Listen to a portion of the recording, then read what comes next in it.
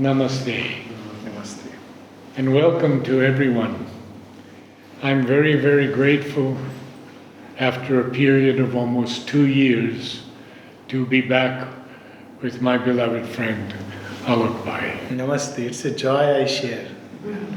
We ended our last session about 2 years ago with explorations in Savitri.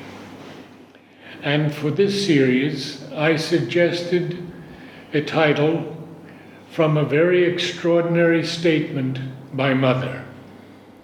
Savitri is the message.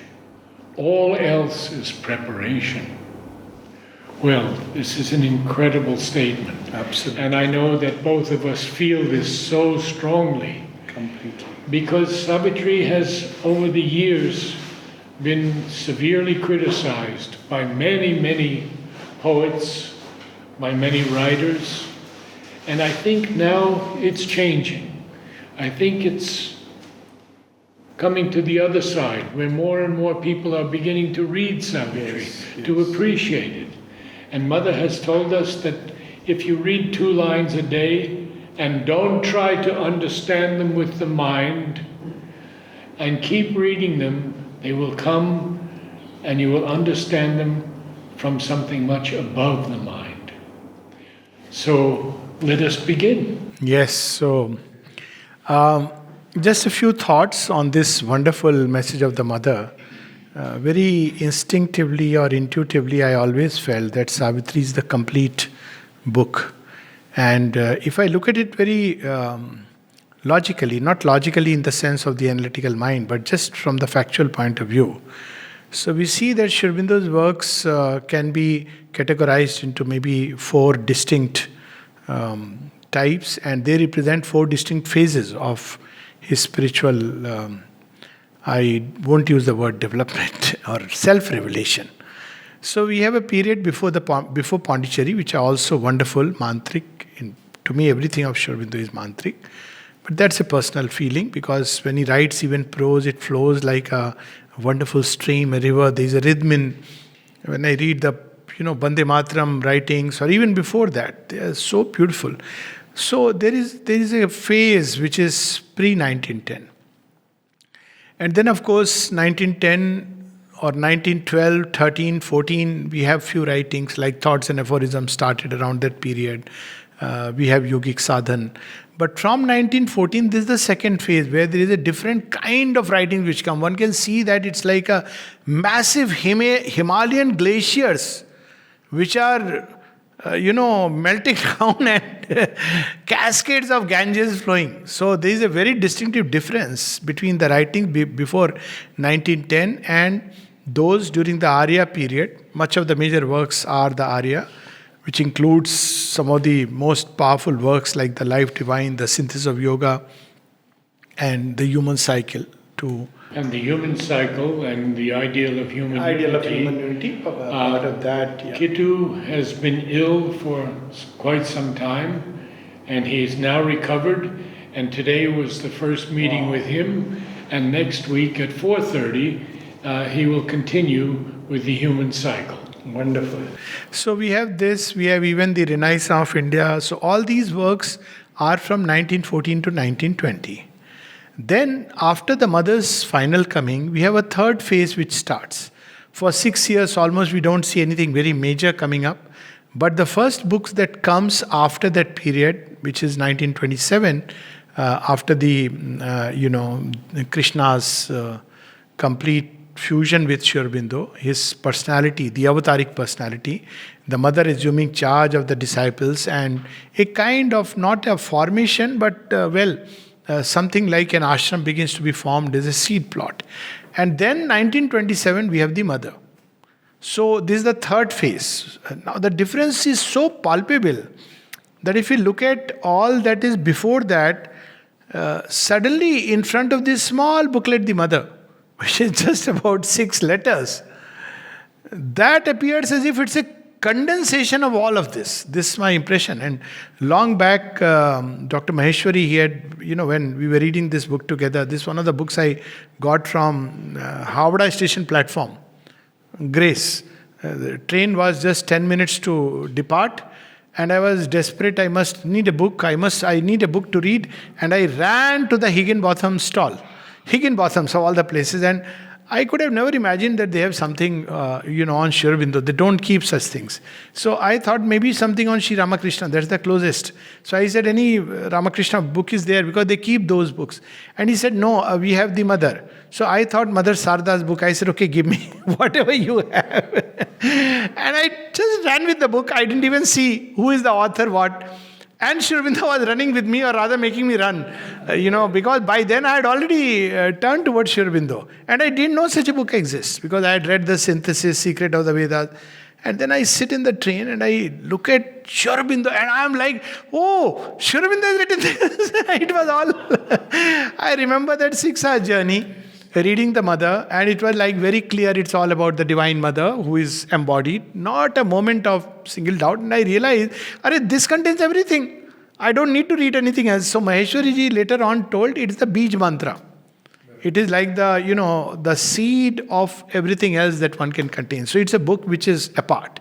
And the first sentence. Yeah. There are two powers. Yes, that alone. One can affect in their conjunction. So suddenly we see that the shift that takes place is from, if you read through 1914 to 1920, there is a lot about, of course there is the grace, but there is personal effort. If you read through the Synthesis, I remember when somebody had visited Bikaner, just to give a little background, he had come from ashram, and I told him what I have understood from the Synthesis. I said yoga has to be done this way, will, effort of will, all this. So he listened to me very patiently about all this talk about will and effort.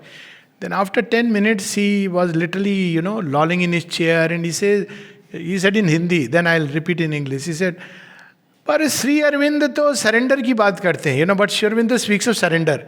I said, is it? No, this was for me like surrender. Yes, that word is there in the Synthesis, self-surrender, the way of the Gita. But the way he speaks of surrender when the Mother comes in, and then we see a third set of writing which are primarily letters. The Mother itself is letters, which runs right up to the end. And of course, for a moment, that bulletin writings, which was done at the, when Mother had requested him, 49 to 50. But the fourth, which starts from almost Baroda, Earth and Beyond, 1916 is taken up, but primarily from 1927 onwards, which is Savitri. So what I find special about Savitri is, in a way, the Mother contains the kernel of the teaching. But Savitri, it's completely through and through mantric, which is in the line of the highest Vedic poetry. So although his prose is also like a poetry, but it's very different from the heights from where Savitri comes. These are Sri Aurobindo's words. We are, leave aside our ignorant judgment. But he himself said that in Synthesis of Yoga, when he was asked to revise the book, he said, oh, you want me to come down to that level? I have brought the truth down to the higher mind level. But Savitri says that my whole effort was to, through and through, over-mentalize the lines. So one is, it comes from a very high source, and that purity, everything of Sri Aurobindo comes from the high source. But in terms of the words, it contains the rhythms of the highest possible world that can be ever put in human speech. I had a student tonight who was asking me, well, what about japa? What about mantra? I said, we're doing mantra every moment. Exactly. And when with the Mother's word that it is the mantra of transformation. And another thing very beautiful I find about Savitri is amazing. It's entire panorama of human life, creation, from its origin to its final consummation, everything is there. And even the human life in all its shades is touched. And so marvelously, beautifully uplifted, sublimated to what heights. So definitely when I look at Savitri, I see it's a complete book. Nothing else is really needed.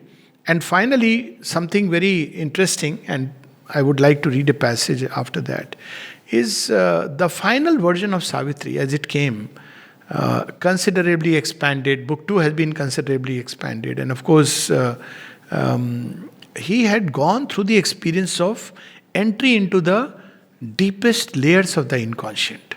This is something which, when we read the 1914 to 1920, there is the ascension. Constantly one can feel that there is the yogi of yogis standing on the high mountain tops of summits of creation and saying, come, come, come, come, walk this way, walk that way. There is a little thing there, but he is on the mountain tops. With Savitri, we see that someone who has not only seen the mountain tops, but entered into the abysses of creation, which is what Second World War was about. And we know that, note by Nirod Baran, that in 1947 onwards, when Sri Aurobindo saw that humanity is not responding, rather 1944-45. So, Mother says, instead of blaming humanity, he saw that man is not ready, he went into the inconscient to cure it from there.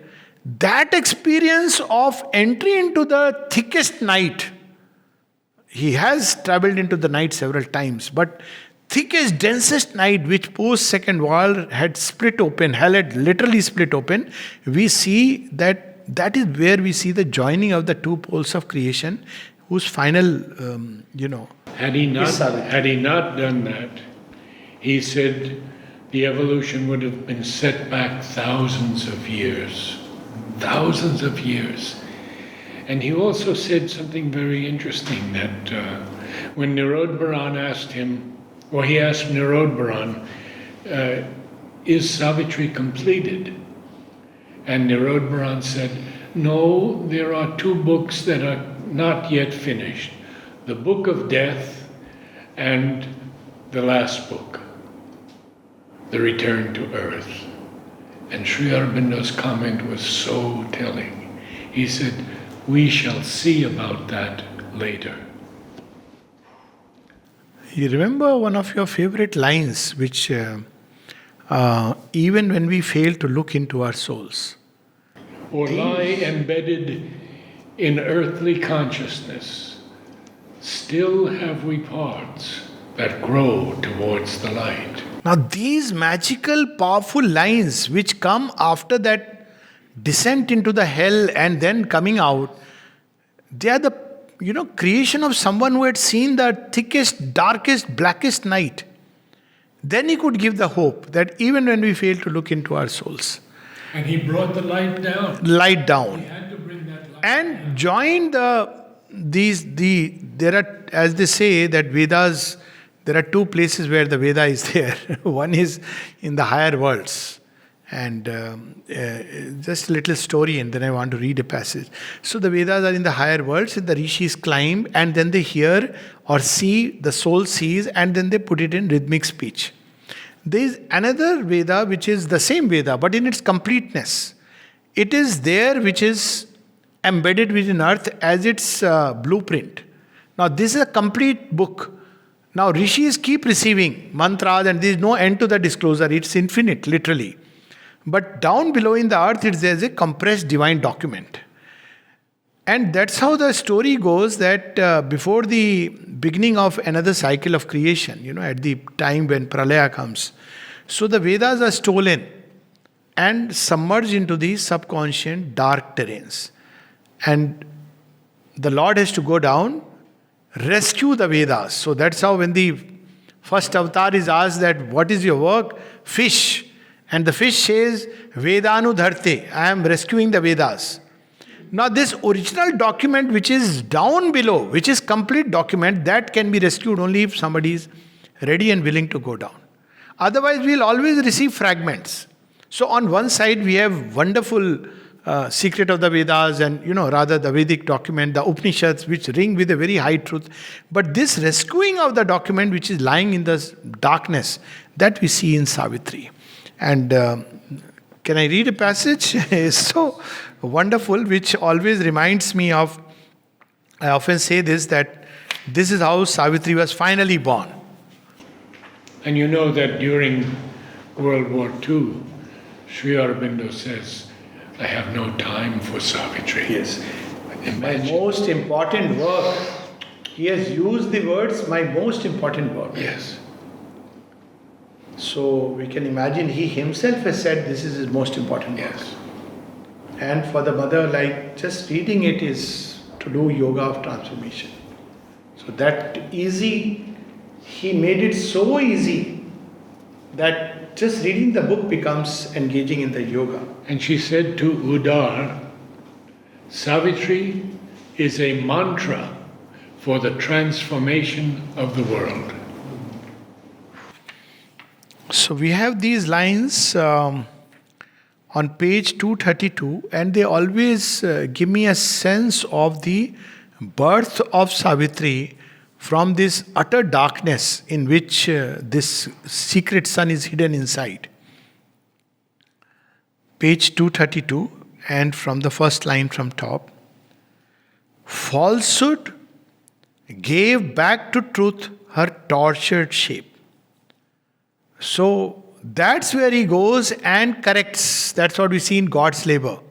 He saw that a falsehood was planted deep in the very roots of earth. So he goes there and sees what is falsehood. After all, falsehood will also derive itself from that one truth because there is nothing else. So what does it do? Mother says it twists the truth. Tortured shape. So someone has to go there and rescue it by correcting it there. So falsehood gave back to truth her tortured shape. And now see such beautiful lines which make us feel that, that's what Savitri is about. Annulled were the tables of the law of pain. This has been my experience. Mother has also spoken about the healing power of Savitri. And I know one small little experience I have shared sometimes, but when I used to read Savitri, both of us would read at night around 10 o'clock. After coming from center in Patiala, then have our dinner, and then night when everything is quiet and before sleeping. And on the other side, it was a house with a joint wall. Like this, beyond the wall is somebody's house. One Sikh gentleman. So one day he comes to my house and says, Sir, what do you read at night? So we thought that, we are probably disturbing him because, when we read loud. Savitri, super energizing. As when the mantra sings in yoga. So we thought we are reading. So we said, I'm sorry, probably, we didn't, maybe you are disturbed, but we have no other time to read. So he said, no, I just want to see. So he went, saw the book, understood nothing, looked here, there, pages, kept it back, and then he came back. So I said, what is why did you feel like asking? He said, no, we have seen since the time you are reading this book, my son's asthma is gone, my chronic back pain is gone, and there is a general atmosphere. He could sense it, that things have improved. And he attributed it to the book, which is so strange. So we were in the background. Our coming had no meaning, which is good. Somehow, something in him felt that it is the book that they read at night which is helping. And I know of at least few more instances, two more concretely, so one is my own and somebody else, that just reading Savitri helps in the healing process. And the mother has spoken about it. So we see here, annulled. Yeah. Just before you, I'll share one also, because this was extremely important. It was a moment when I was giving a lecture to the Plumeria Society of America. And Plumeria Mother has named psychological perfection. I would always begin reading Savitri to these people who knew nothing about India or spirituality or anything. They just liked plumerias, they liked this flower. And so I read a passage, and each time I came, I would read a different passage, which would have to do with the beauty of the earth and the flowers and the plants. And I finished reading that day, and when my talk was finished, this very elderly lady comes up to me and she says, "What is the name of that book? I must have it." And I gave her my copy, because this is someone who never heard of Savitri, never heard of India, Eastern religion, anything like that. And Savitri had such an impact on her. Beautiful. And she was in tears. Yes, I have met such people. One of them, a girl staying in Mexico, who knew nothing, even never come to the ashram. And she was going through a deep depression, and she saw Savitri being sold in some, discounted price. Probably somebody had just in waste or whatever way. So it was from one of these roadside places she had picked up, and she started reading it. And she said that my lone companion is Savitri. She never felt after that even coming and visiting any place. So when she communicated with me, I said, why don't you come to the ashram if you want to? She said, I don't feel the need. Everything is there that I ever would have needed, I find here. I said, this is so marvelous. And the paradox is, sometimes, as they say, the proverbial that too near to the sea and still not conversant, that I need not speak further. But just to continue, annulled were the tables of the law of pain, and in their place grew luminous characters. Now you see the whole writing is described. This skillful penman's unseen finger wrote. So we can, of course, these are several layers of meaning, but I love to visualize Sri Aurobindo, the skillful penman's unseen finger. This is the seen finger. There is the luminous finger which is unseen. Unseen finger wrote his swift, intuitive calligraphy. People often say that Sri Aurobindo's, letter handwriting is illegible. So I say, so I've told sometimes it's like calligraphy. So that's my way of looking at it. The Lord is writing like a river is flowing. It's like waves, and you just can't figure out, what these waves are. So it is like that. So whenever we look at his handwriting, it cannot be understood only when we just look at through the lens of the eyes and the mind. There is a kind of intuitive sense which is required, because it is an intuitive writing. And I remember Prithvi Singh Nahar, when he could read it, putting it to the, because he had grown into that consciousness. What is Sri Aurobindo going to, what he would normally write? Because sometimes you have words which are very similar. So here we have his swift, intuitive calligraphy. Earth's forms were made his divine documents. So what's Savitri about? It's about all the forms. And if you take earth in the sense of the earth principle, then entire material world is there. Right from its inception till earth's forms were made his divine documents. The wisdom embodied mind could not reveal. Inconscience chased from the world's voiceless breast. So this is exactly the action which he did going into the inconscient, and therefore he could bring out that marvel that ultimately the diamond is hidden in the deepest depths of the earth. Transfigured were the fixed schemes of reasoning thought. So all this idea of trying to categorize Savitri into this format, this meter, pentameter or iambic, all this is human mind. It's like trying to catch the rhythm of the flute of Krishna. So Krishna is magic. When he plays the flute, he is a master player. So he will play a rhythm today, play a different rhythm tomorrow. Now when we catch it and try to fix it with the format of the mind, it escapes it. So that's its beauty. So here it is, transfigured were the fixed schemes of reasoning thought. Reasoning thought goes from point A to B to Z. But that's not how Savitri runs. In every passage, suddenly he is on the greatest heights, then he connects it to earth. Then he connects it to a third. It's like somebody showing a panorama all the time. The vision is of that. Even when the smallest particle is being touched, suddenly we see a blazing light, like in the little mind, when Sri Aurobindo describes to us all the different layers and finally the rational mind. And at the end he says, for nothing is known till aught remains unknown. Truth is known only when all is seen. Suddenly it's like a blaze of sight, revealing the entire thing in a new and marvelous. Same way toward the end it says, or we may find when all the rest has failed, hid deep in us the key to perfect change.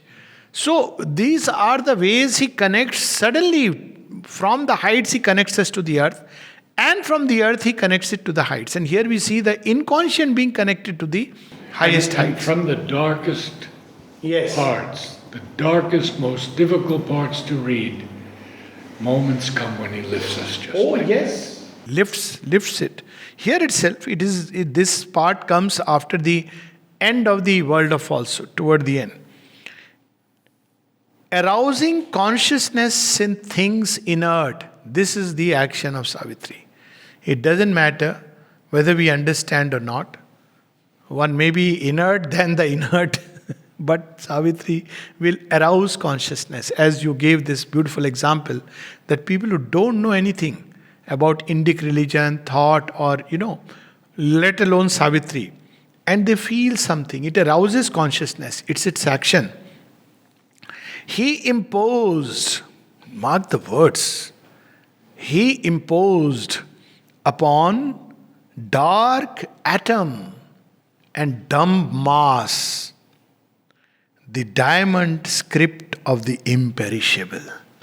So all these 3-4 lines are all, if one has to describe in one phrase what Savitri is, it is the diamond script of the imperishable. Diamond is the word literally used for the supramental.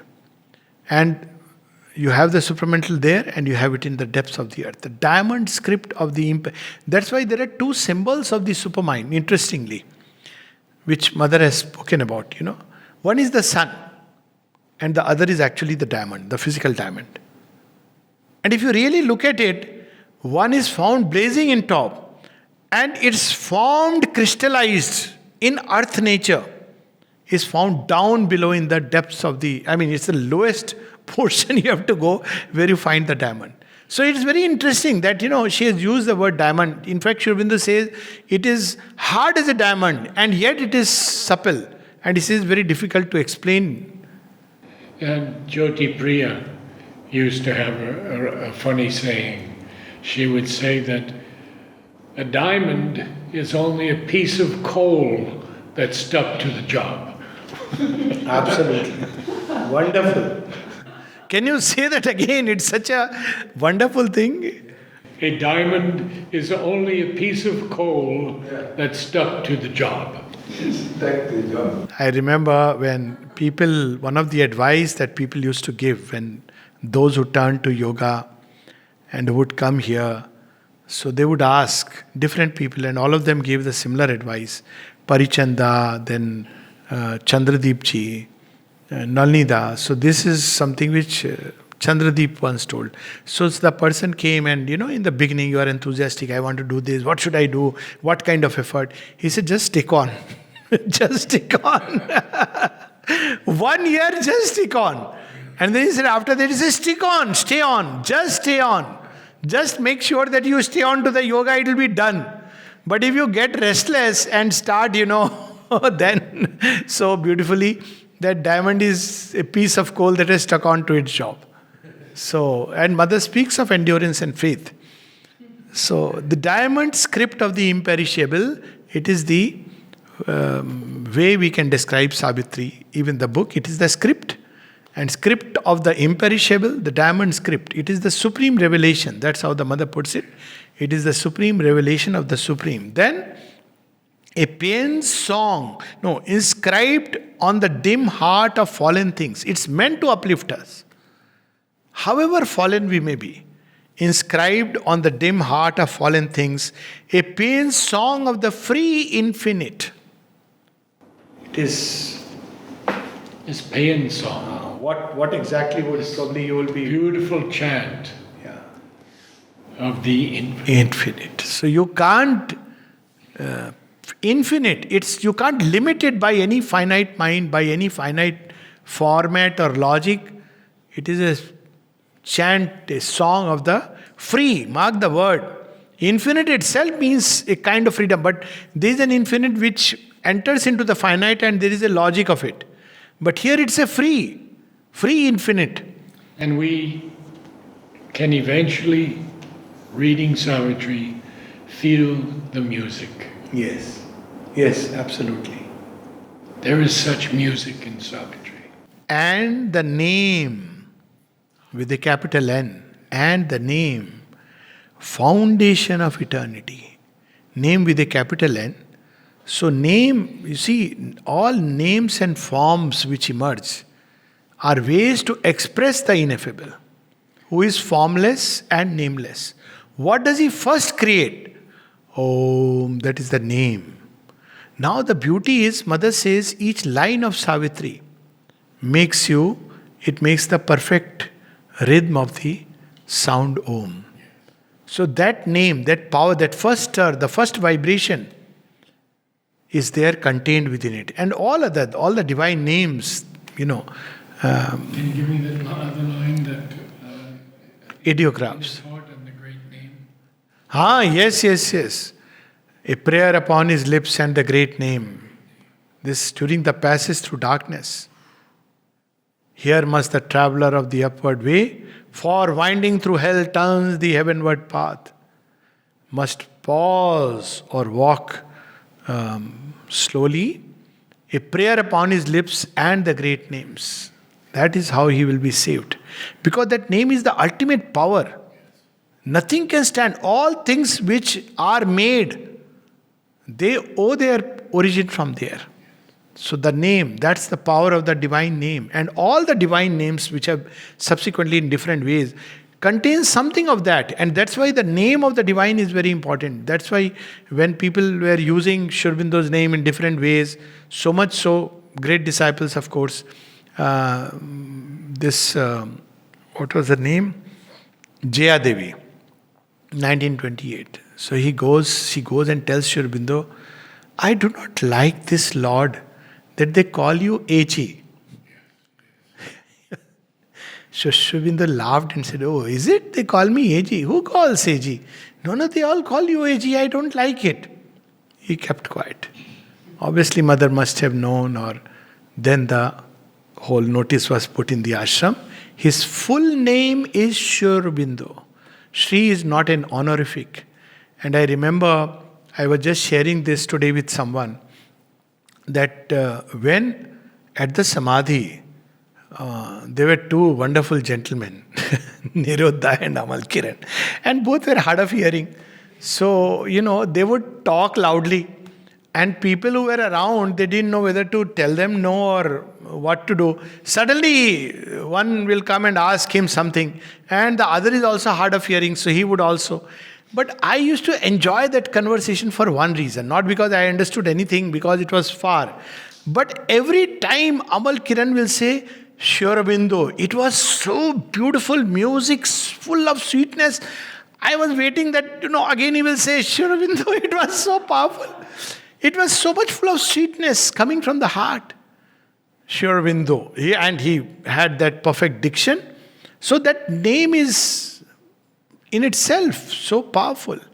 And that's why we see many of the mantras with the divine name within it. And of course, mother made it very simple. Ma. So, we avoid all the complications of you. Sri Aurobindo speaks of the power of the word. Yes. He gives the example of the Lord saying, let there be light. Yes. And there was light. Absolutely. That is the power of In fact, mother says even ordinary words have power. Yes.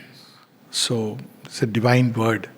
So, ideographs of the ineffable. So, they are like those languages which are sign languages, symbol languages. So, that's how it is. And then comes another description. So, this is also a description of Savitri. Ideographs of the ineffable. It's everything, all the luminous characters, they are symbols. And then comes another description, the lyric of love that waits through time. A love which we all want in life. But only the divine or one who is one with the divine can do it. Mother says that. Says, my child, I never forget someone whom I have seen only even once. And not only cannot forget, she says, I hold myself responsible.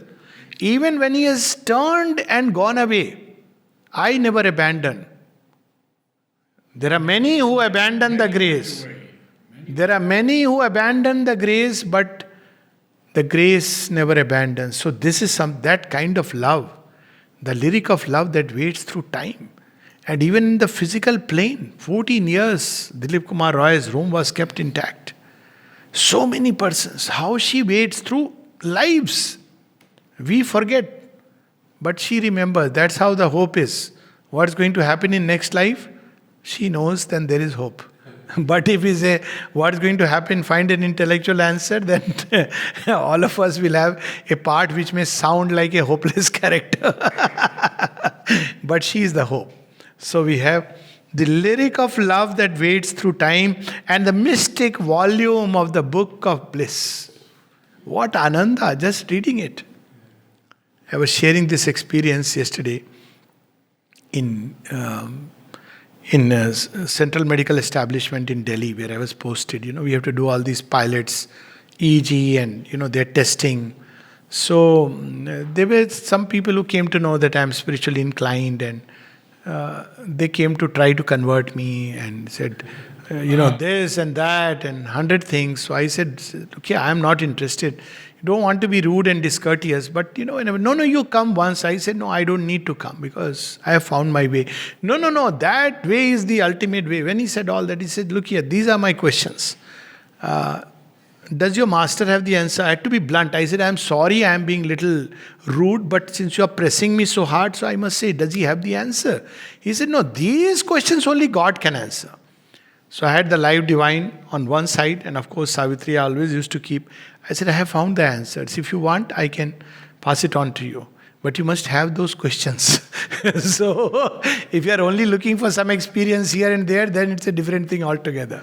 So the mystic volume of the book of bliss, the hidden book, has been found, the Veda, unwritten Veda.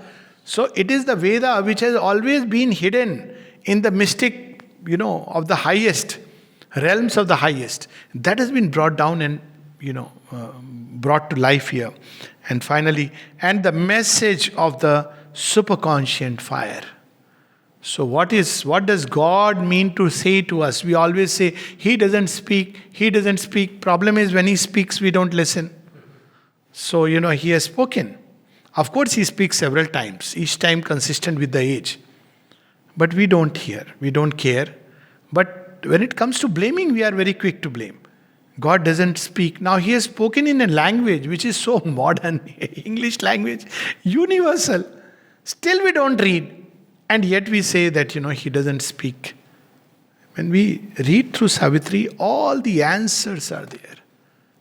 I cannot imagine even a single question, fundamental question which has not been answered, and even the little things in its fundamental sense has not been answered. So everything is there. Like it's after reading Savitri, I began to understand that all illness is basically a disorder created by forces of disorder. We give names, fanciful names. And all healing is the force of harmony entering into it from another realm. The doctor, instrument, medicine, anything could become a channel. And then much later I read, Mother describing this in the agenda, that yes, doctors give names and fix an illness, but basically it is a force of disorder. And there, reading Savitri, you also realize even behind that disorder, because a new harmony has to come. So you have to go through it as a passage. If you can endure the passage, the harmony will come. If you cannot endure the passage, then still the new harmony will come, but through the passage of death.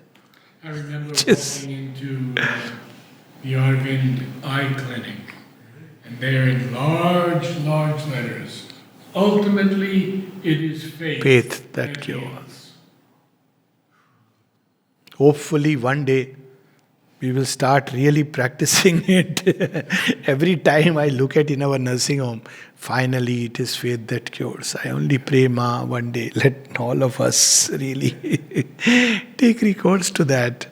But this is true, so true.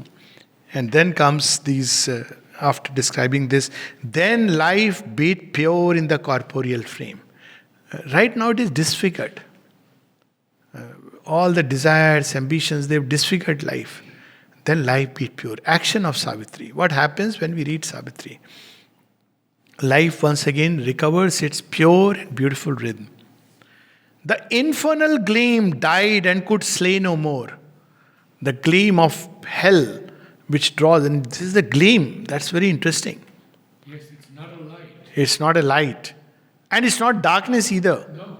It's a gleam. It attracts. But it's meant to draw and slay. And when this comes, it awakens us to that consciousness that one can see it and look at it. Could slay no more. Hell split across its huge, abrupt facade.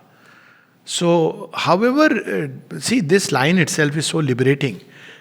The difficulty may seem impossible, and suddenly it will collapse like a house of cards. And I have seen this both as an experience inwardly, outward. It may look like an impossible situation, but one has to just endure with faith and call. Suddenly it's like a facade. Abruptly it ends, and you enter into a very different kind of harmony. But thing is that we have to keep that hope and continue. Otherwise, if we enter into that dark gloom, then it's dangerous. And he says, the impossible today is tomorrow's possible. Yes, the gods pick up. The gods pick and choose for man today's impossibles for the future's base. Earth's winged chimeras are truth steeds in heaven. The impossible is the sign of things to be. Because the fact that we have conceived and aspired means it is granted. All that is needed is the time. And see this again, this wonderful line, as if a magic building were undone. We don't realize that all this darkness is like an illusion. It's an Asuric Maya. It appears, Sri describes the action of the adverse forces and the hostiles. Is usually they will pick up an element of nature, but they will make it appear so huge. And he uses the word, they will clap a Himalaya in front of you, where there was only something very small. Clap a Himalaya. They will make it look very huge, impossible. And if you get caught in that illusion, then but it is undone. There is a whole story in one of the Shiv Puran where Mother Parvati, she is apparently trapped by one of the Asuras, who is an aspect of Shiva himself, born out of Ansha of Shiva. Jalandhar, I think some people may have heard the name. And he creates the illusory Kailash. And he says that, you stay here, you pray. And it seems as if she doesn't understand. Not realizing that the moment you do that, one day this building will be undone and along with it you will be undone. So the same thing in Ramayana where Sita is taken a captive. But here it's described that the Asura creates a Maya. And it's like a magical building which gives the impression. And one day the facade collapses. And when it collapses, because nothing can stay. If you bring truth there, that's what is meant in the mother. If you bring truth and falsehood together. So somebody asked that, will truth go away? He said, no, but your falsehood will collapse. That will be, the grace will not allow it to remain. So here it is like as if a magic building were undone, night opened and vanished like a gulf of dream. Our parting was the dream. That's how at the end he says, no? Nolini tells the story of his going out one night to do his pranams to Sri Aurobindo. And he stands next to the samadhi and Sri Aurobindo appears to him in golden light, fully supramentalized. And Nolini says, I was about to bow and touch his feet. And he sees that the feet are cloven, that it's the Asura. He said, had I touched them, I would have been lost. Yes, and Mother remarked that he's taken a form of Sri Aurobindo. So this is the kind of illusions that these powers. So one should be so careful. Since you spoke about it, we see today, and it's, one has to be careful. There is nobody who can replace Mother and Sri Aurobindo. This we must always remember. Whatever people may claim, and claims are very easy to make. There are movements which have come up, Mother Meera, and then, names are being used, and as somebody who is teaching a method which Sri Aurobindo's like a direct disciple and descendant, these are the Asuric ways, because these are the easy traps. And after all, it's an aggrandizement. It's so simple to the eye. Why would somebody do that? I know of yogis who read All India magazine. By the way, speak what mother has written there, almost verbatim. But pass off as yogi. Now this is dangerous. It's much better to be simple and say, Bhaiya, I don't know much, but this much I know, please come in. Thousands. So that's where one has to be careful, because there the dressing is so perfect, so brilliant. So that's where one has to be careful. So this fundamental humility and this knowledge repeatedly that nobody can ever not only replace, come near Sri Aurobindo and the mother. So we must understand that all of us who do things like this, it's a joy of sharing. But she remains herself and infinite. So here comes this. Night opened and vanished like a gulf of dream into being's gap, scooped out as empty space, in which she had filled the place of absent God. So what is night? He has still to invade it. That's all. So it's a weight, hoping her lot to touch, to clasp, to be. Krishna poem, no? All nature is a wide, enamored pause, hoping her lot to touch, to clasp, to be. So night is a waiting. And the beloved comes there. But he comes in another raiment, or rather without any raiments. He says, come meet me as the eternal lover and beloved. And when we meet, then the night is fulfilled and the day breaks. So it's a night of eternal longing, if I may put it like that. Night is meant for longing, and day is the fulfillment. So that's how. There poured a wide, intimate and blissful dawn. Intimate because it's a lost dawn. It's something which the soul has witnessed through lives, moments, scattered moments here and there. The true psychic life in man. And suddenly there are people who suddenly feel that connection. Intimate. They come to Samadhi. I know of someone, and quite a number of people. This is a common experience. And they feel we are home. Many people use this expression. He suddenly felt I am home. So that, intimacy, which is not outer. First time somebody has come and one feels it. Healed were all things that time's torn heart had made. What a marvelous expression. What is time's torn heart? We cannot see things in their totality. We see them in fragments. So when we see things in fragments and don't have the full picture, it bleeds, it pains, it's a rupture literally. And out of that emerges a kind of parallel creation, a kind of which human mind creates, a hell which is creation of that, because we are seeing a moment. And based on that our mind is, doing things. So, time's torn heart had made, and sorrow could live no more in nature's breast. This is another thing which Mother has spoken, and I have seen so many times. The ultimate cure for depression, coming from a properly qualified psychiatrist through the medical school, allopathic medical school, is Savitri. If one can really read it every day, it is the cure for depression. Even if you are open, even just one passage, just read it with that little trust, and then you'll see that how it magically takes away. Of course, it will take some time to get it established, but we'll see that for one magic hour it is gone. And then it comes, read again. How many times to take the dosage? As often as the illness lasts. Till you find that you have started enjoying it, the illness has gone away.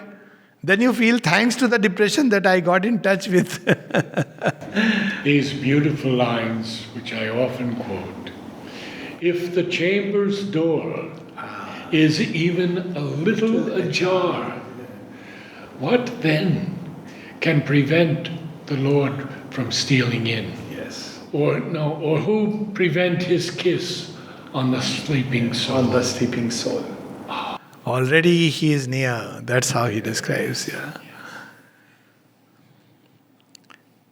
Division ceased to be, for God was there. So in Savitri, this truth, at least having read all the works of Sri Aurobindo and the mother, and they have spoken about it, but Savitri, it comes with one-liners, with that perfection where he says, our smallest parts have room for deepest needs. Each part in us desires the absolute. It was like an eye-opener. He comes unseen into our darker parts, darkest parts, curtained by the darkness, does his work, till they too feel the need and will for change. So then you realize that it's a preparation. All darkness is a preparation for the dawn. We create a division between dark and bright, light and dark. And like that, we have created division. And so to escape from this into that. But here, this dark is awaiting for the dawn. Bring that light here. Invoke, if we find ourselves in darkness. In volume 2, the mother describes it, that if you are walking through the night, she addresses man that, and a few words for those who despair. It says, you are walking alone in the night. And she says that I am sharing with you something which it has been experienced. Of course, her own experience is describing is very evident. And it says, if you are walking in the night, gather the gifts of the stars, which is the wisdom. So nothing is in vain which the one has made. All these lines in Savitri. Our error is his steps upon the way. Our error weds new truth on the way. When you read, then you discover everything is part of a huge plan. About the darkness and light, I love this quote. Our sense, by its incapacity, has invented darkness. Yes. In truth, there is only light. But it is a light either above or below our poor human vision's limited range. For do not think that light comes from the suns. They are only a reflection of that which is forever. Forever, absolutely. God is everywhere, and where God is, there is light. This is the life divine, is it? Yeah. God is everywhere, and where there is God, there is light. Healed were all things that time's torn heart had made. There you just said it. And sorrow could live no more in nature's breast. Division ceased to be, for God was there. God is everywhere. This simple thing, God was there. The soul lit the conscious body with its ray. Not only does the soul awaken, even at the physical level, it has its impact. Matter and spirit mingled and were one.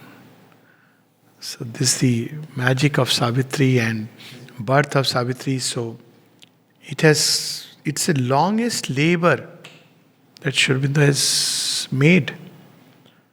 I think the only other book he worked so frequently or with such a labor, but of course Savitri is the ultimate that he had to abandon at one point of time, is the Iliad. He speaks of that. Ilion. But he says that he worked several times. And in 1930s, he says that my two important works, Savitri and Ilion. But eventually, of course, Savitri was meant to be the ultimate. So this is Savitri, and obviously it is the complete message. As you said, all else is a preparation. Savitri is the message. What was that sentence of the mother? Savitri, exactly. Yeah. It's the message. All else is a preparation. If you like, we will continue this next week. Yeah, we will continue this. This is, Very good. Yes. Very good. Namaste. Namaste.